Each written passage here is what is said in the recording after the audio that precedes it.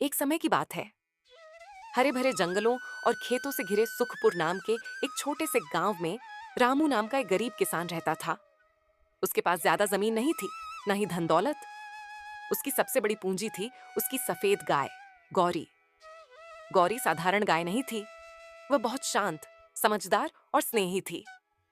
रामू जब भी दुखी होता, गौरी उसके पास आकर अपना सिर उसके कंधे से रगड़ देती, मानो उसका दर्द समझ रही हो। एक साल गांव में भयानक सूखा पड़ा। खेत सूख गए, कुएं खाली हो गए और लोग भूख से परेशान होने लगे। कई किसानों ने अपने जानवर बेच दिए, लेकिन रामू ने गौरी को बेचने से साफ मना कर दिया। एक रात रामू बहुत दुखी होकर गौरी के पास बैठा और बोला। हे गौ माता, अब तो कुछ चमत्कार ही हमें बचा सकता है। उसी रात एक अद्भुत घटना घटी। सुबह जब रामू उठा तो उसने देखा कि गौरी के खुरों के पास से पानी की पतली धार निकल रही है। थोड़ी ही देर में वहां से एक मीठे पानी का झरना बहने लगा। रामू ने पूरे गांव को बुलाया।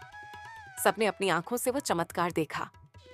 झरने का पानी इतना साफ और मीठा था कि गांव की प्यास बुझने लगी। खेत फिर से हरे होने लगे। इतना ही नहीं, गौरी रोज जितना दूध देती वह जरूरतमंदों में बांट दिया जाता। आश्चर्य की बात यह थी कि दूध कभी कम नहीं होता था। बीमार लोग उस दूध को पीकर ठीक होने लगे। जल्द ही गांव में खुशहाली लौट आई। राजा तक को इस चमत्कारी गाय की खबर मिली। वह गौरी को अपने महल ले जाना चाहता था, लेकिन रामू ने विनम्रता से कहा। महाराज, यह गाय पूरे गांव की सेवा कर रही है, इसे यहीं रहने दीजिए। रामू की सच्चाई और निस्वार्थ प्रेम देखकर राजा बहुत प्रभावित हुआ। उसने गांव को कर मुक्त कर दिया और रामू को सम्मानित किया। गौरी जीवन भर गांव की रक्षा करती रही। उसकी वजह से सुखपुर फिर कभी दुखी नहीं हुआ।